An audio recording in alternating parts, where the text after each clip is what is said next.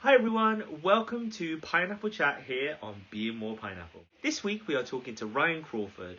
Ryan is what I like to call a dad boss. He is managing to find some sort of balance between work and home life whilst actively caring for his community and his surrounding areas. Let us know your thoughts and drop your comments below. This is a great chat with lots of things to think about on what our impact is on the earth. Enjoy! Whatever, somebody knocks on the door or the phone rings or anything like that, then I can edit it out. It's not a problem. So you don't need to worry if anything like that happens. All it is, you know what our alleyway is like, and people walk through it. It's like you'll see in that little corner bit of there where you'll just see them going past. And every now and then you get dung dung dung, and then Buddy just goes, so he scares them away. yeah. They're like, oh my god, don't want to come in here. Yeah, I know, it's mad. Oh, right, okay.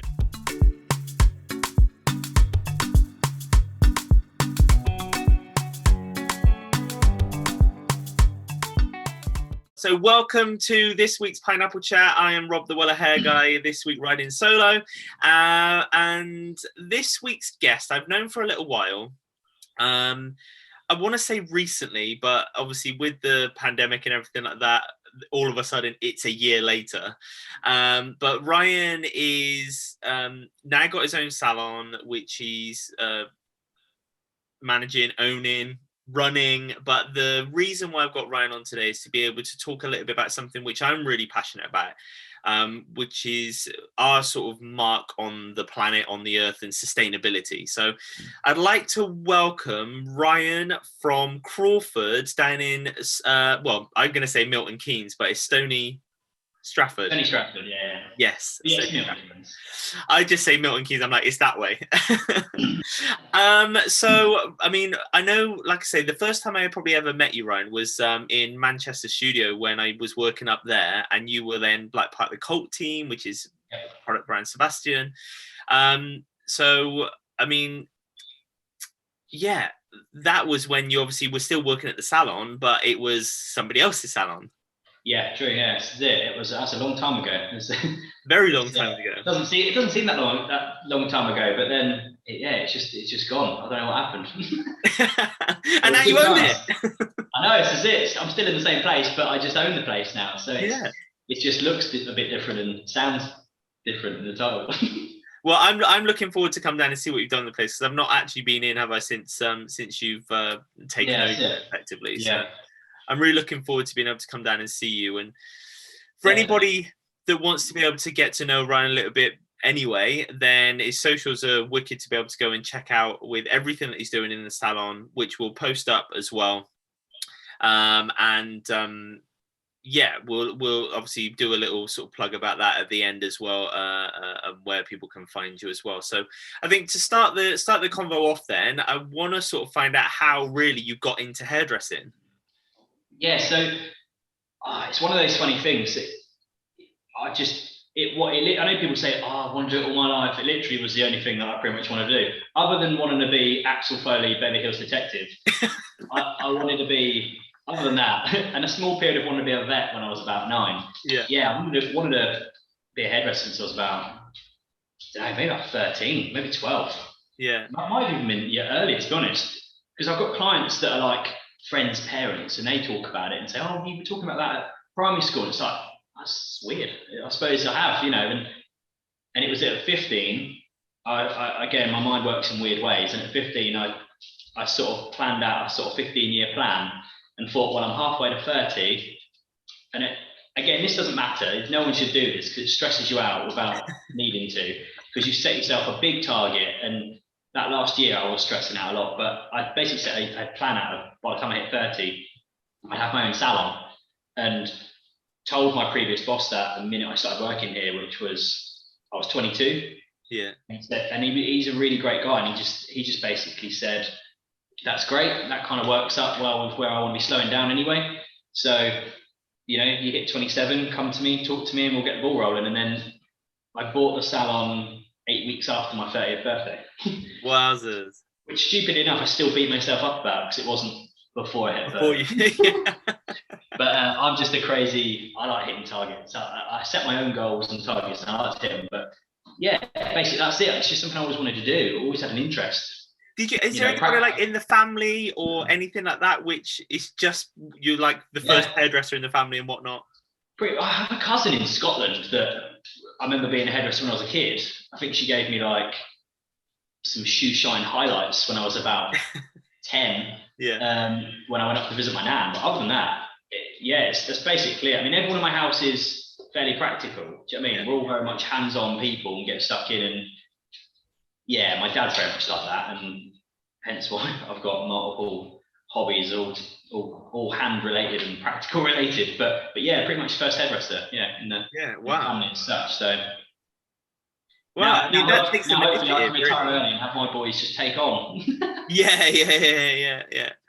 It takes some initiative, really, especially at that young age, to know that that's what you wanted to do. I mean, so many people in life just never know what they want to do, and they're just constantly changing. So I think it's a great thing to be able to know what you want and then be able to go for it. So absolutely, the way I look at it, I just count myself really fortunate that I just knew. I've got some of my best friends still don't quite know what they want to do, which is fine. They're still enjoying life. Yeah. It's just they always say, "God, you're so lucky," and I was like, "It's not lucky. It's just fortunate to know." Yeah, definitely.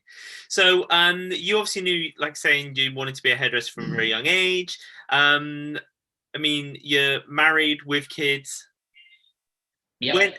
When did you two meet in this master plan of knowing you wanted to be a hairdresser since you were like 6? Yeah, well, this is the great thing. So, in my first ever salon I worked at, I worked there from the minute I could. I think I was 15 or 16 for about 5 or 6 years. But in that, I think when I was 19, my first boss set up another salon somewhere else and was interviewing people.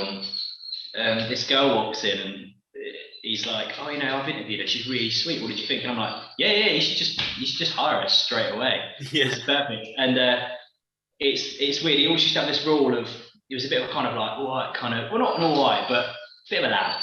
And he always used to say that the rule was, "Ryan, don't dip your chip in the company sauce." You'll probably want to edit that out, but that was the rule. So you never messed with work and thingy. And then like with that one, I definitely broke the rules. And Donna basically started working for that company and in the other salon, and I started going over and working in both salons for a bit.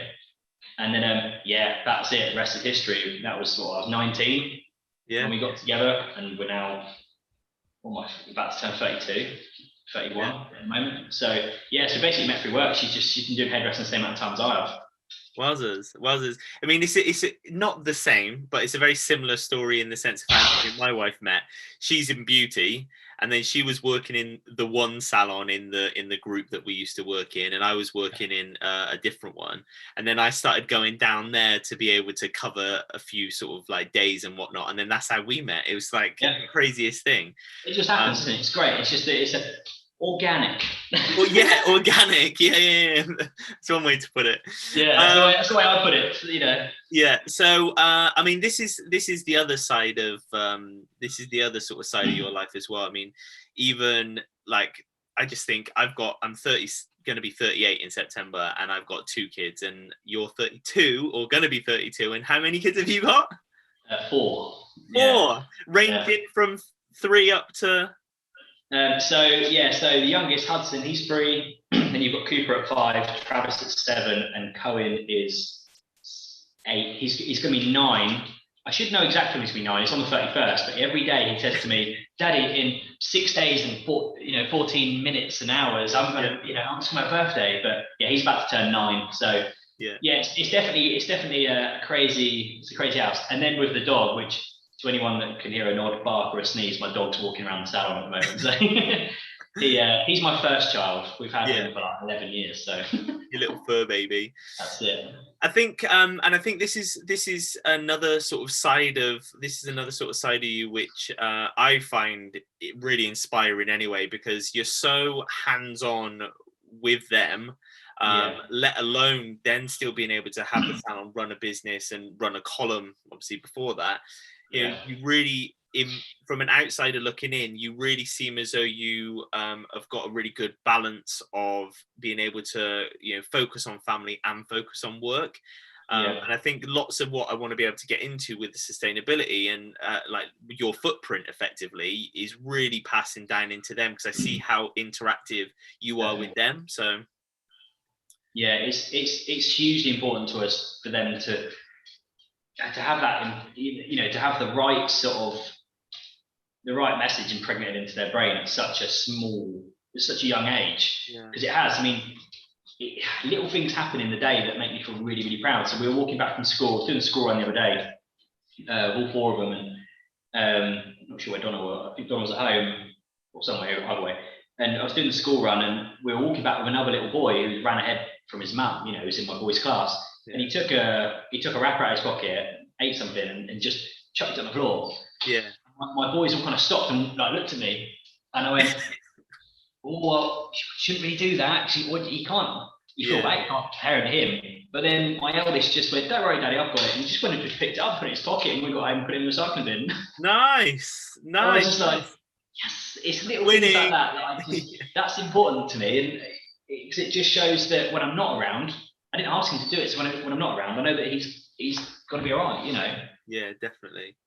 But I think that's one thing that we try and do with our girls as well, is that having sort of a bit of compassion for other people, being able to look after each other and the environment around them, is something that we try and strongly sort of do as well. So yeah, I like I say, I just love watching your feed, and then it's like the next thing you're doing, like rebuilding a bike or whatever it is, whatever's next, and you got the kids there doing it with you.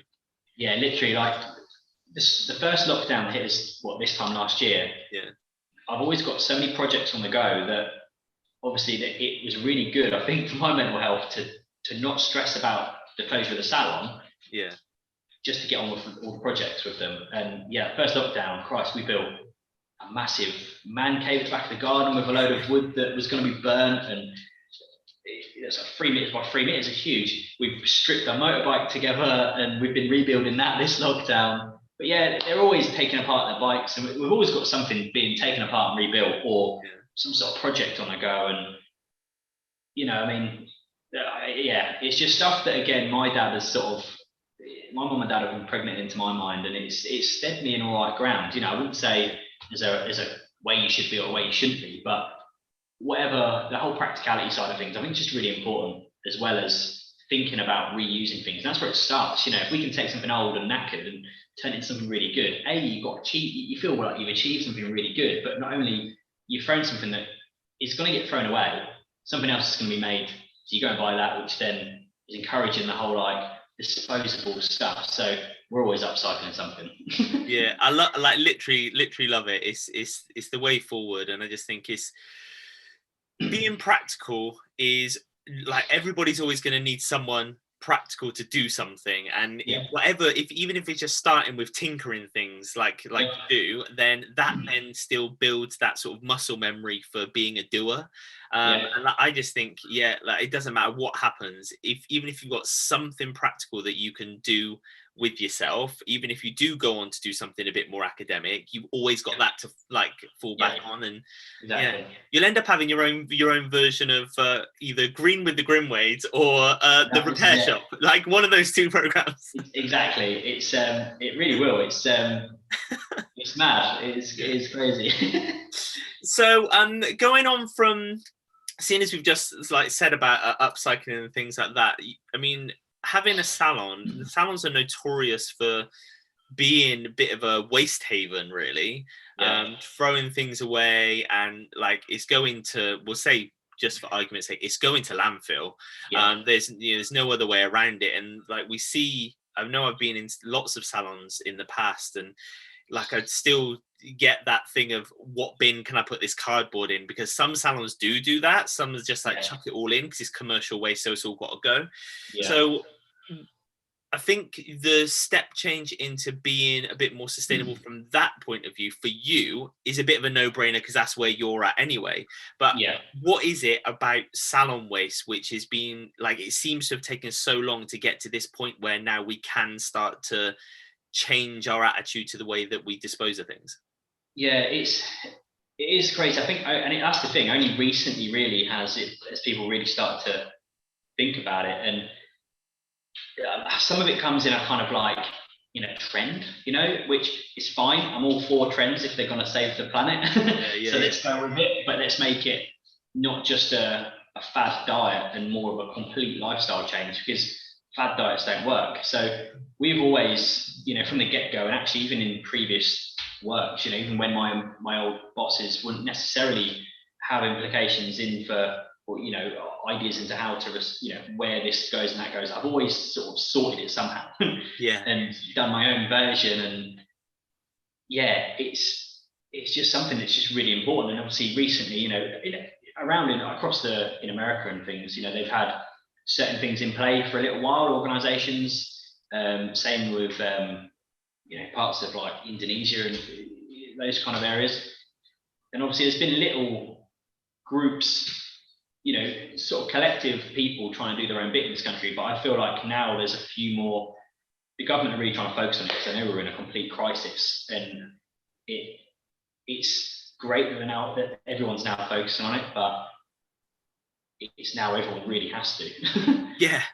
It's just mad, and it just makes no sense to chuck everything in a bin or everything recycled. So even with the recycling, we all try and recycle, I think, or most people. But even then, mixed recycling, there's a lot of proof that shows that it just isn't working as effective as we want it to, because 90% of it's still being going into the bin because there's something with it, or it's contaminated or something like that, where it kind of upsets us at home a lot, which, because you kind of think, oh, we have some crazy selection of bins at home and here, and I like to think now that it's all better, but I don't know. I mean, I know for us at home, and we're not obviously a million miles apart, and we're in Peterborough, but our recycling is clean it all up, and then everything goes in the same bin. It's not like a separate paper and glass and tin like that. So when you look at some of our neighbours, our green bin is always full. Like, it's always full. Whereas other people just don't even put their green bins out. I'm just like, how are you even doing this? I mean, we recently, or the last bin collection, they've now put massive stickers on saying, do not put food in the general bin. Like, we never do anyway, but I'm just like, they're really, even for us now, they're clamping down on what goes in what, and if it's not going into the right bins, they're not taking it and stuff like that. They're really clamping down on it now. Yeah, I mean, Milton Keynes are really good. They've got a fantastic recycling plant, which they also allow everyone just to go to. I don't know if many recycling plants do that, which sounds, I don't know, some people think, oh, it's a boring day. I'm like, yeah, this is great. Kids, get your coats on, we're off. But it's interesting, it really is. And they're really good. But even then, it's not, I don't think any council or area manages to recycle, even when it comes to just down to plastics, all of the numbers of plastics. It's just hard. But like you said about food, so many people I know just chuck the food in the bin and don't put it in a separate, where it's mad. I mean, we don't really have a lot of wasted food at our house because there's a lot of us, and we're all fighting over the last bit. But then it just goes, we compost a lot, we're keen gardeners, we compost a lot of stuff. And, when food waste goes into the barking at the postman. When food waste goes into landfill, I can't remember exactly how many, like the level of like methane and things that, the bad gases it releases, but it's really crazy high. I think people just think, oh, it's fine, it's going to landfill, it will just mulch down, but it's not in a controlled area to do so, because it's all trapped, and then you've got these huge landfill sites with these taps on releasing gas, which is just going up and just not helping, So I just feel like, I don't know, I could get into a really political, which I'll try not to, but I feel like it's scary for the government to try and do even more, but I feel like a lot more could be, I think, could be done. Laws could be put in, legislation should be put in, so that we have to, because it's crazy. It's just crazy the amount of that goes into landfill. Even when you're out litter picking and stuff, we even recycle all the stuff we've litter picked, because again, we don't want it just to go into landfill. I think there's other countries, which do this quite like really, really well anyway. Yeah. But I think there's that side of it, which is well, they're a smaller country, population is smaller, so it makes it easier to be able to manage and implement that mindset. But I think there is this whole thing now that, like, I would say from our generation ish down forwards, there will be other ones as well, but I think from our sort of standpoint, there's going to be lots of people now which will be more thoughtful, but there's still that vast majority of the population which they've always done it that way, so why do I need to change it? And I think that the more that we talk about it and the more that we do, then the more that everybody else will then start to do it. And like you say, if government do put certain legislation into place, then it does make it a little bit easier to be able to then start bringing the footprint down and hit those targets, which I know they've set, which initially they set for becoming neutral and things like that for a ridiculous amount of time. And it's like, well, hang on a minute, this could be done sooner. It's not a priority for you at the minute. No, and it's again, it's sort of we're big on, the boys love watching things on TV like Our Planet and all these the Netflix explained stuff and things, and because again, they're great to look at visually, you've got all these animals and the wildlife and stuff, but it's really, when my 7-year-old says to me, will we have a water shortage in our life? I'm like, well, they're predicting one for like, I think it's something like 2025. Yeah.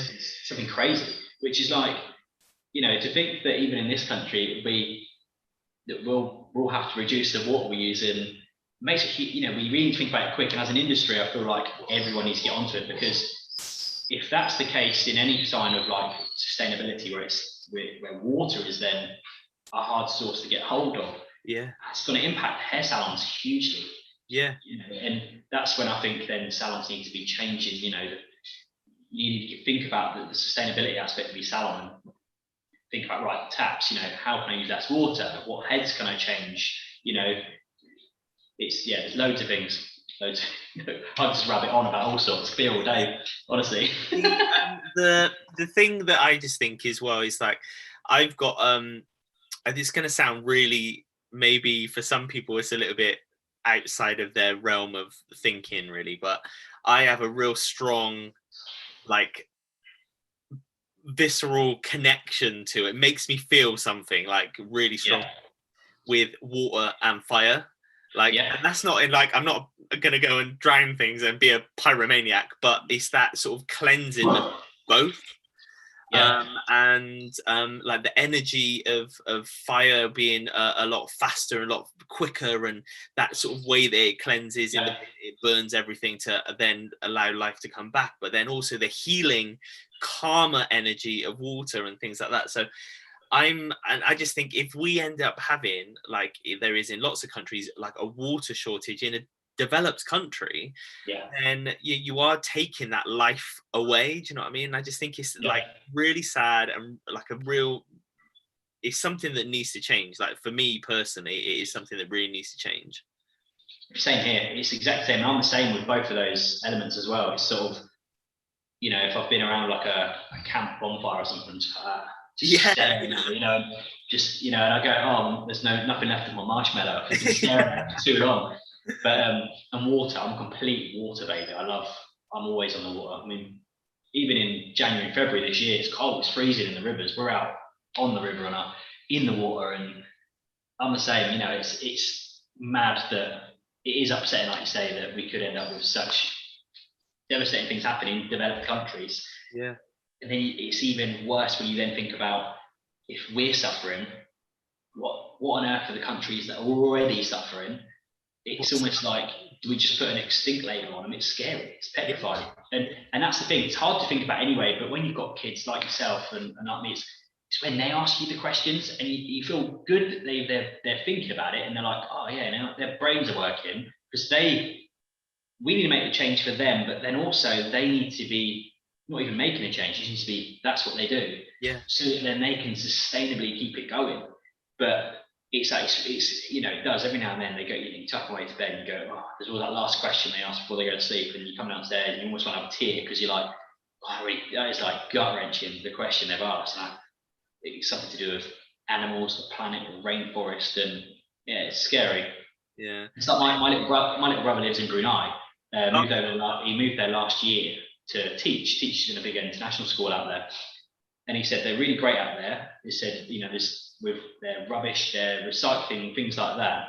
But I was on the phone to him this morning, and he was having a surf. It was after his little morning surf, which sounds lovely, doesn't it? Yeah. And he says it's not the country that's the issue; it's the surrounding countries and the ocean bringing all. He said the beaches are just covered in plastic and bottles and stuff. It's just mad. And one of my boys asked me a question once, saying, "Oh, when can we go to see Monkey Ross? Because we want to see the rainforest before it all gets torn down."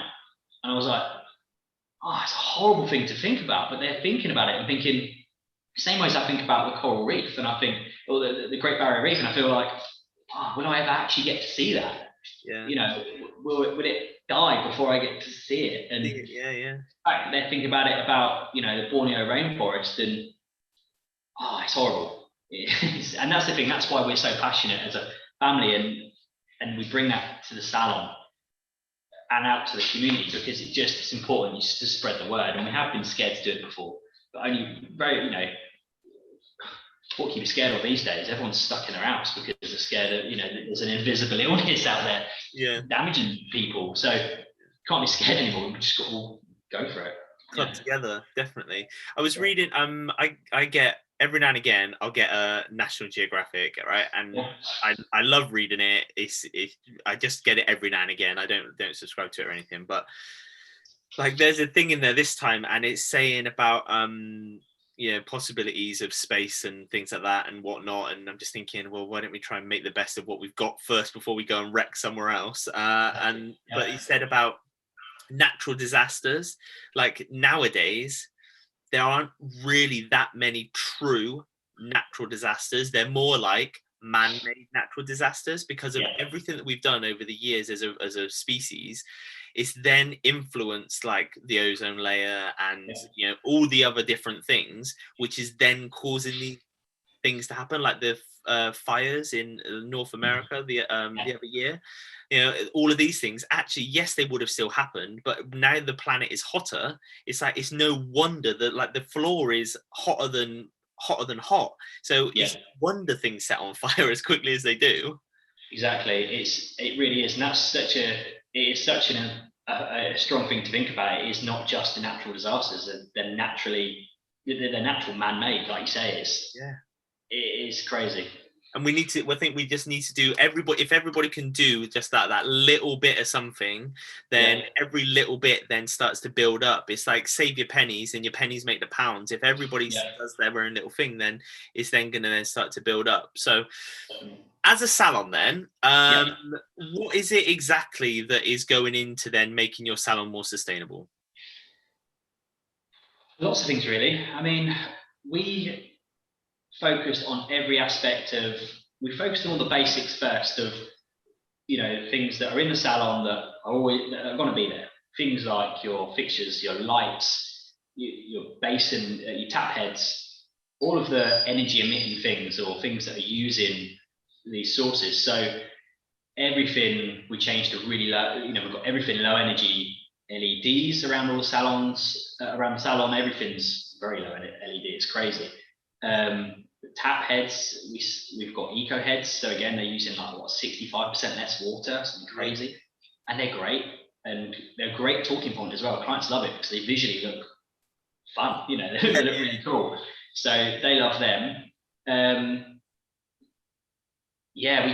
Even down to everything down to electricity supplier, like energy supplier, banking. We changed our banking recently within this lockdown to finally have time to do it, so that we could bank with a banking company that is ethically fair and is more sustainable themselves. Because a bank that doesn't invest in pumping money into fossil fueled companies and things like that, because that's the thing, it's all the things that we don't see.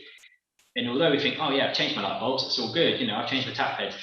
If you're sending a lot of money to a bank all the time, who are using your money the way the banks do things to destroy the planet, it makes no sense. So that's how far we've gone down to it now. We're down to we've switched to banking, the electricity product supplier, everything, all the waste in the salon, we throw zero to landfill. There's literally nothing. It's the only things that would potentially, which is the next step, is if staff bringing their lunch in, and I'm now down to the point where I'm trying to police that more. You know, they all take the rubbish home with them. So now it's like, that's great sending it home with them, but I'm now trying to encourage them all at home. Without preaching to recycle it. So it brings stuff in, it goes home, you know, but everything else is just, it's all repurposed, reused. You know, we compost a load of the hair.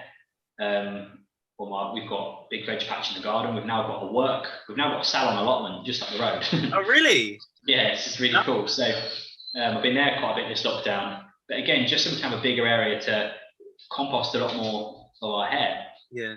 Albeit we can send our hair off to like Green Salon Collective. It's great to be made into hair booms and things. But we use a lot of the hair. I don't know if you've seen pictures of me holding big furry looking sausages in dodgy fisherman poses. It's like, took this one photo, now it's like I get ripped by it because it's like, you know, oh, look what I caught, you know. But it's a terrible. I'd rather that than a fat bug, though. Let's be fair. Yeah, this is it. Yeah, this is it. But that's, again, it's just, you know, I fill up these tights with all the hair. Again, just sending hair to landfill is pointless if it can be used, you know, repurposed. And hair is fantastic. So I go down.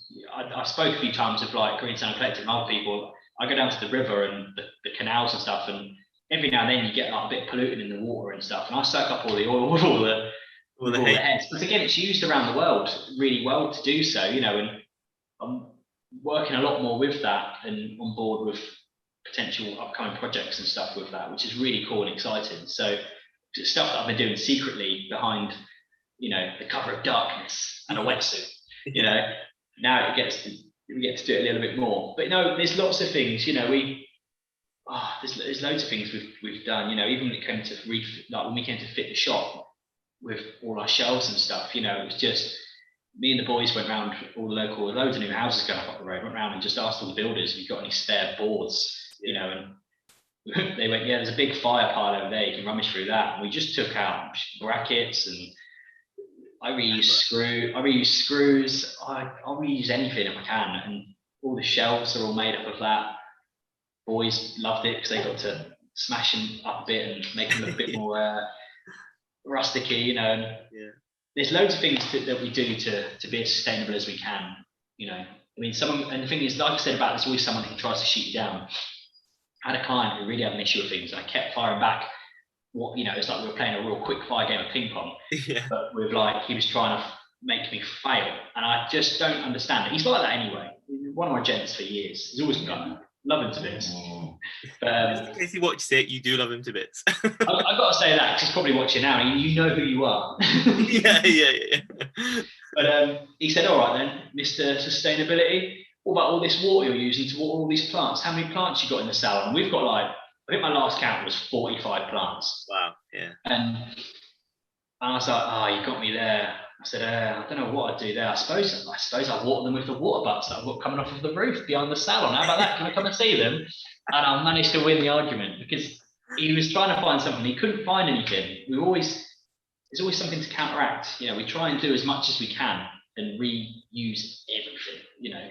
Even down to tea and coffee. All the tea and coffee is all sourced locally from our local little indie coffee shop across the road on the high street. Yeah.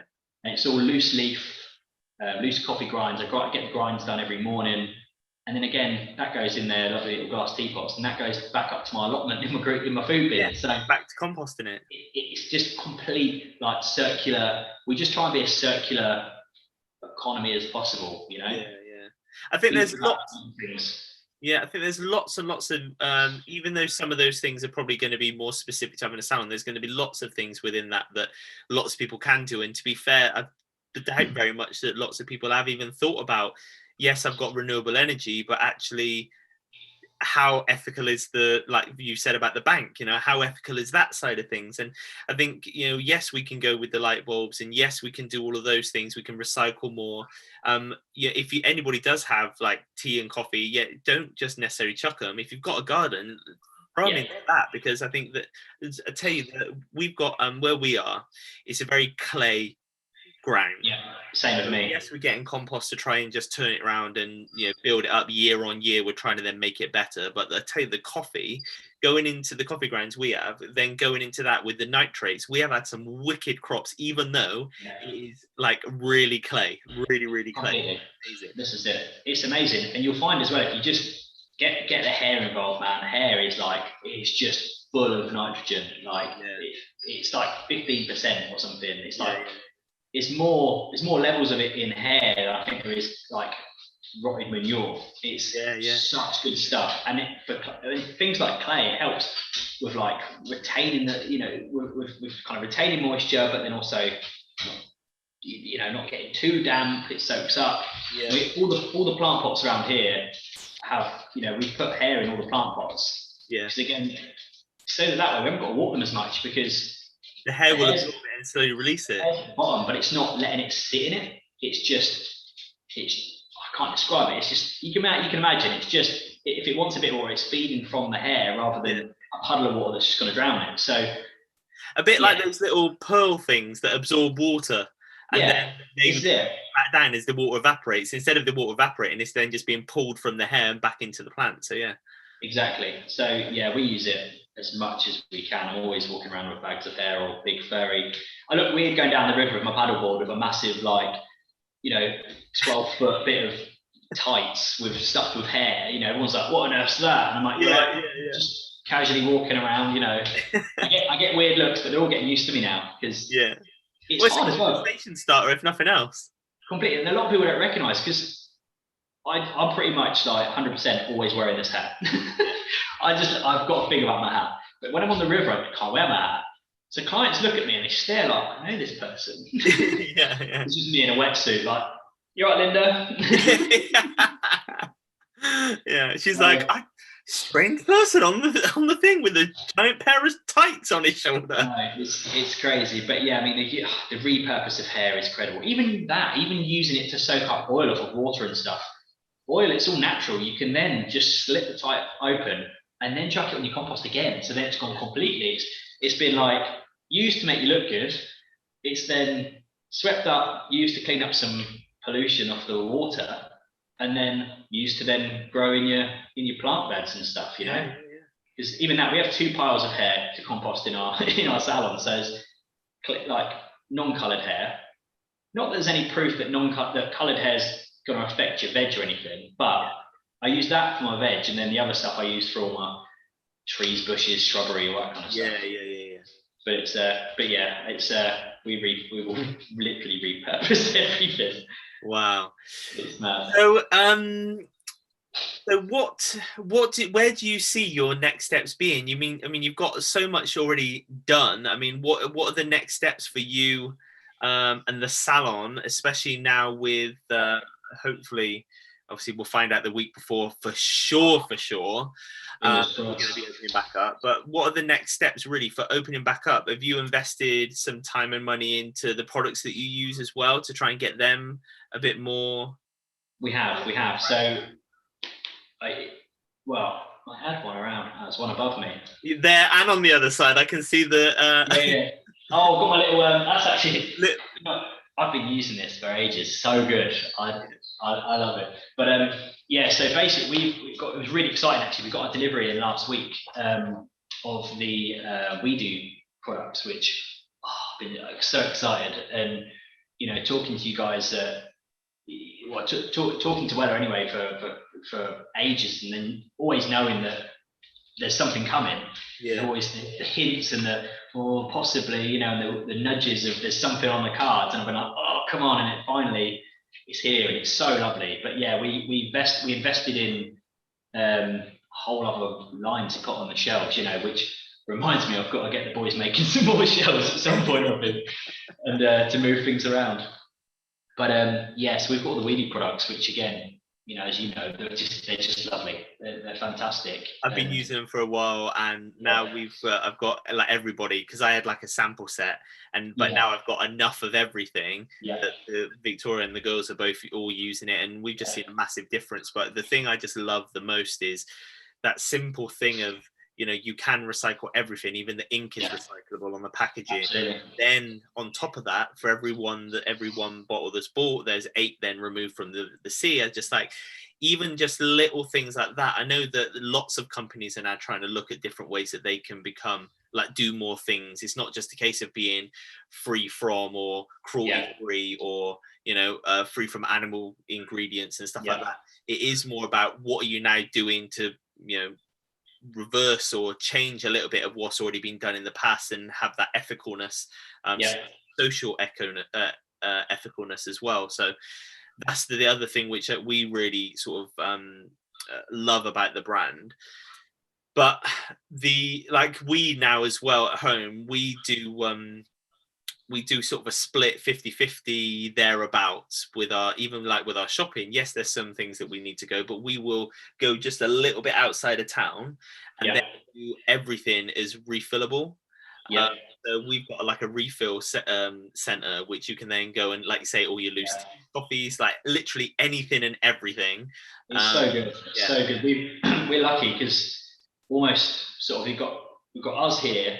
You've got my coffee shop, I get all my stuff from there, and then just out on High Street, 2 down, we've got a little My Refill market, and she used to work on the market every Saturday morning, and people would be stacked, and it was like people would be like, "Oh, she's closing up, we've got to go, we'll have to be there first next week." Now she's got a shop there. It is fantastic just to be able to go and refill the simple stuff, and take a jar, and just reuse it, and it's so many people go, "Oh yeah, but look at those over in this country, they're not doing it." And it's like, well, yeah, fair enough, but that's not the way to look at things. You've got to just get on board, and it's hard.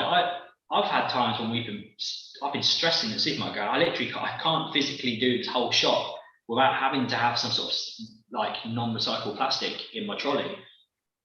And it's hard. And then what made me feel better, I saw the leader of Greenpeace say that he probably will never be able to become plastic free because the world doesn't allow him to. Exactly. it's like that's how crazy it is. It just won't. It's very hard. But yeah, we do the same. We wherever we can, we buy local, we buy refill, plastic free. Again, plastic's not like the devil. I mean, it was designed, I think, in the first place to as a way of sort of, I think, being some sort of environmentally friendly. I think. Well, yeah, I heard a conversation of the grandson of the guy that invented plastic carrier bags. Yeah, and he said, he was having in an interview for something, and he was like, I genuinely think my grandfather would be mortified. Yeah, because he invented these bags as being a reusable, lightweight, reusable thing you would take with you. And now people have just the world has decided to use it as a throwaway item, an indisposable item. And actually, he would always have a plastic carrier bag in his pocket because to prove the point that it could be put in your pocket, it's no weight, and you've always got something to carry something in. So. Yeah, that's the thing. I think it was on that lines. It was meant to be to help people not have to use as much, but suddenly it gets mass produced and it's nuts. And it's slightly offensive. Even talking about plastic bags, for instance, slightly offensive when you see in a tree. Oh God, look at that in the tree. Something's going to get caught up there. It's other than bottles, it's probably the one thing that we take out of the river more than any other bit of rubbish when we're letting fish in the river in our paddleboard. It's plastic bags that you just don't see. There's tons, and it looks like the whole river is just full of jellyfish. It's so sad. It's mental. It's crazy. But yeah, it just got used too much. And it's nice now. Shops are cutting back, and you've got big shops certain shops are using paper bags now. Suddenly you're like, well, yeah, why haven't we been doing this? This is great. I smile now when I see someone trying to go out the shop, a bit like I do every now and then. You forget your tote bag or something like this, dropping everything, trying to get to their car, and you're like, yes, you go, man. You're not going to be able to get your keys out of your pocket, but it's fine. You're doing the best you can. You don't need that plastic bag, Yeah, that is literally me. I went to the shop only last night, and I was like, I only went in for a couple of bits, and as you do, you're like, oh, I'll get this as well, I'll get that as well, and I was like, oh, bloody hell, I've not got my bag. Thankfully, like my car is such that I don't necessarily have to click the button. I can just like maneuver myself to try and like automatically they get close enough and whatnot. But it's yeah, I'm that person constantly like that. Oh, I only went in for some whatever, and this you come out with too much, and then you're traipsing around with it. So yeah, the joys of trying to do your bit sometimes can turn you into a bit of a circus entertainer going through Morrison's car park. Definitely, and that's the thing. And the thing is with this, there's so many people out there on social media, especially, that people could just watch a bit more of to make themselves feel less panicky about it. Yeah. I'm not really like a stressful, anxious person, but actually when I think about it, the times that I'm like feeling uptight, it's because I'm worrying, am I doing the best I can? Yeah. Actually, that's not then sustainable for my health. Yeah.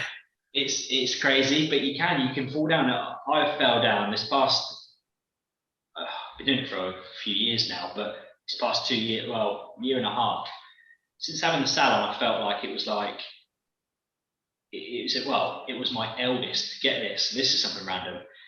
My eldest said we were talking about it, because we openly talk about that kind of stuff all the time. It was interesting at home. And he said, oh, what do you have to do now if you're owning the salon, Daddy? If you're a salon owner, do you have rules? Are there laws you have to do? And I went, well, not really. And he goes, you're just like Spider-Man. With great power comes great responsibility. And I was like, that is a very good point, man. I should start wearing like lycra and but it made me really think, and it made me think he's completely right. If we're going to get this going, it has to be as much as we possibly can, because I don't want to be, I want to be, everyone needs to be kind of making some sort of money. We want to be making money, enjoy our lives, and it'll help the boys enjoy their lives and do everything they want to do. I don't want to do it if it means cutting corners on the environment, because we've only got this one planet, and I know a lot of people feel like there's a plan B planet. It's not happening. There is not. it'll be like Bill Gates and Elon Musk at the party table. No one else is going. So we need to, it needs to be done. So again, I have to rein myself in every now and then to not panic too much about it, because you do fall down a huge rabbit hole. And it's just taking little steps at a time, really slow little steps, just to make sure you're doing each bit one by one. And a few little sustainability courses and things that Zoom calls and things I've done recently and last year all say the same thing. You can't hit it all at once. You have to go bit by bit and just do as much as you can to make it happen, basically, for it to not be a fad diet. I think it is, like I said right at the beginning, if everybody just does their little bit, those pounds, and then actually, like with anything, the more consistently you do something, the more second nature it becomes, and then it allows your brain to free up the space to be able to then concentrate on the next thing you can concentrate on, to then bring that up to being the norm, the everyday. And going. So, I definitely think that there's so much more that people can do, and I think that as long as everybody's got some sort of thing that they can then do, and again, I'm completely aware that not everybody can do everything, and you might only be able to do a small amount. Like you say, you may recycle, but then the council do whatever they do. But as long as you know that you're trying to do what you can, at least then, if you then find the time where you or space in your life where you can maybe source, where you can maybe take that recycling and do it off your own back, then that way then you're then helping the cause that little bit more. That at least we're trying to save the environment rather than think, well, somebody else can deal with it. It's just never going to be the right thing to do. No, and that's it. I think everyone goes into thinking, oh yeah, but I'm not really eco-friendly. You don't need it. It's a whole term that I think gets thrown out a little bit with different connotations and different positives and negatives. But if you just personally try and be as eco-conscious, your inner conscious will just do all the work for you.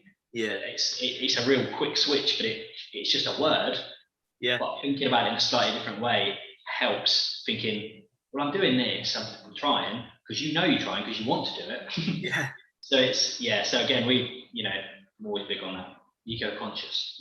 Yeah, and I think that's the other thing. And I think is exactly right, exactly what you've just said. Is you don't have to be like a yoga pant wearing hippie or ultra vegan to do any of this. You can just those simple little changes that anybody can do, and it does start to make a massive difference. So yeah, exactly. And if there is something, I know offsetting has its own positives and negatives. There's lovers and haters of the word offset, but at the end of the day, it's doing anything's making a difference.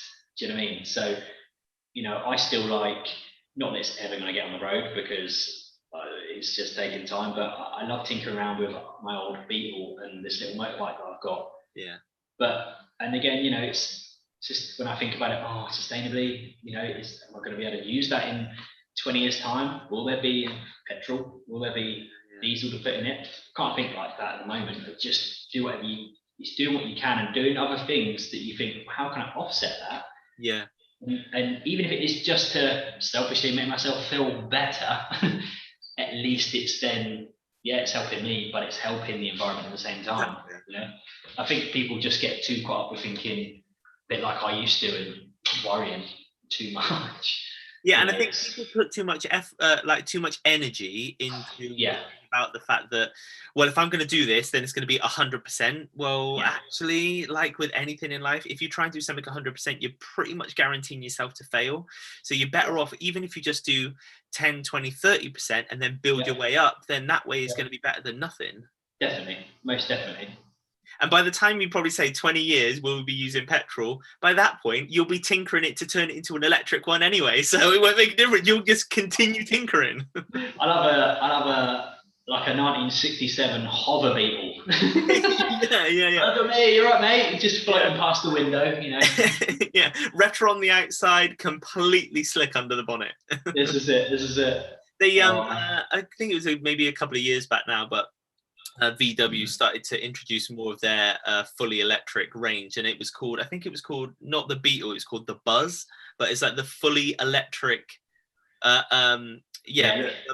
I think it could have been a camper van, it might have been a Beetle, it was and the thing is they even color coordinated it to look like the old split screen as well. I think it was like a full-on, like, crazy concepty looking thing, which I think they'll definitely at some point, that's the thing, cars are now, I don't know, I like my cars. So you look back at cars in like the 50s, they were so space aged. It's so space aged that now we're kind of going back into that again. Yeah, exactly. I remember seeing that picture of that Volkswagen Buzz or Bus. Yeah, it was the Buzz. It was cool. It was cool.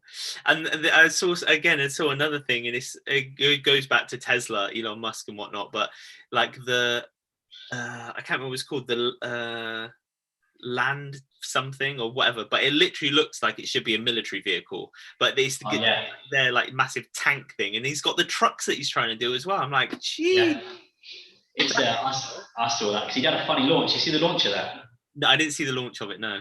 Okay, it's meant to be like it doesn't break, and his assistant took like a baseball or a brick and shut it in the window, and it went straight through the window.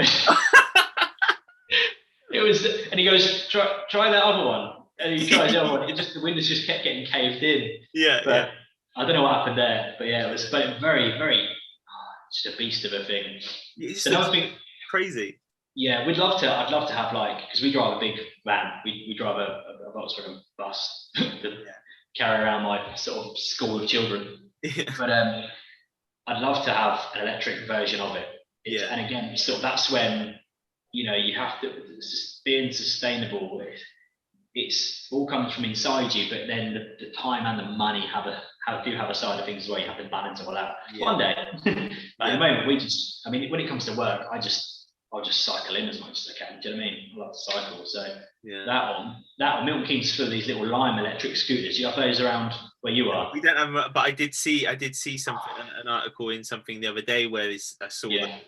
They're just randomly laying everywhere. Like you have a little app and you just go on it and you go, right, I want a scooter, and you follow your map until you get to the scooter and you just scan it and you just go. And you're plodding like 18 miles an hour down the redways in Milton Keynes, the parks, and it's great fun. But that's the best thing I think about Milton Keynes, because it's quite well, it's purpose built, isn't it? Do you know what I mean? It's not like it was based on I think it was based on like the New York City grid system. So it is just a grid system, V roads, H roads, and every road you're at. It's a nice thing on Milton Keynes. Everyone slates it. It's always a concrete jungle. I don't get it, because everywhere you go, big trees have been cleverly planted along every roadway. So wherever you are, you're immersed in trees. So you've got your road, your redway, which is like the paths, which just they go everywhere. But yeah, you just bomb around on your bike or your scooter everywhere. It's great on a skateboard. Oh, I love it. I'm next time I come down, I'm gonna see if I can just go and get some lunch and do that. That's it. We'll just have a little meeting and just go plodding around on the scooters around. On a race. Definitely. So, I mean, I've got a cool time on it. It's been an hour already. It's like craziness, but I really appreciate the fact that you've been able to come on today and share a little bit about what you're doing, what you're up to, and whatnot. So if anybody wants to be able to find out a little bit more about you, the salon, anything like that, where can people catch you?